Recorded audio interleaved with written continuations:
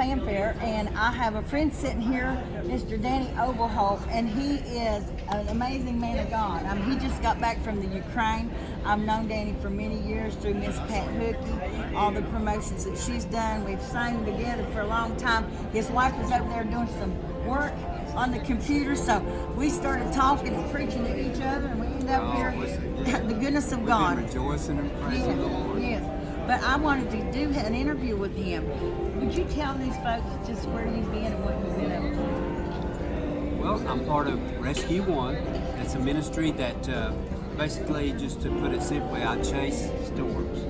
Those storm chasers, I like. Storm chaser for about 6 years. Hurricanes, tornadoes, floods.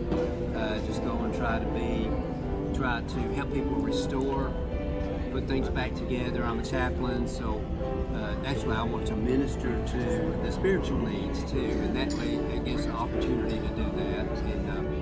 And so a few months ago I had the opportunity and was asked to go to Ukraine with another organization that I'm part of, and so I went over for a few days and tried to help the refugees, just feed them, try to help them get out of the country safely, and it was such an honor. You get to see those give their life to the Lord also.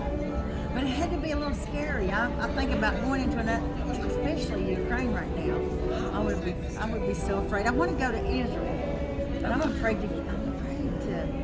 You might not get back, but it'd be all right too, wouldn't it? But you know what, Danny? When you were saying that, I thought, and I've ministered this time and time again. Look at these hands. These are his hands. These are his feet. This is his body because he dwells here. What are you doing for the Lord? Are you being his hands and his feet? Yes. We're supposed to do. And this man right here puts it all in action. And I'm honored to have him. We're called to do that.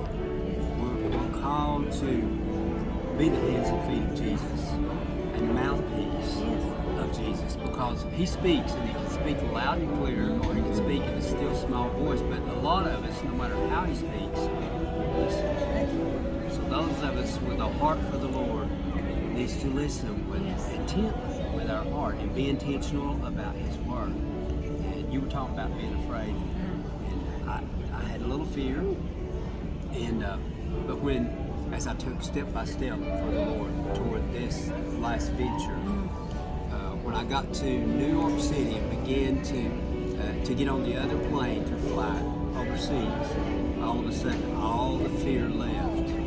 It was like God was saying, "You've been obedient this far, and now I see that you're going to go ahead and do what I've asked you to do." Awesome. And like we were talking, what do you got to lose? What do you got to lose? If you Are go, you ready? You go. Yeah. So what do we got to lose? God bless you, my brother, and you're getting ready to go back. Keep up the good work. Getting ready to go back. Oh, It's an honor to do that. Wonderful. And we'll Y'all be pray for on us. the Millennium Showcase tomorrow at, what time starts it?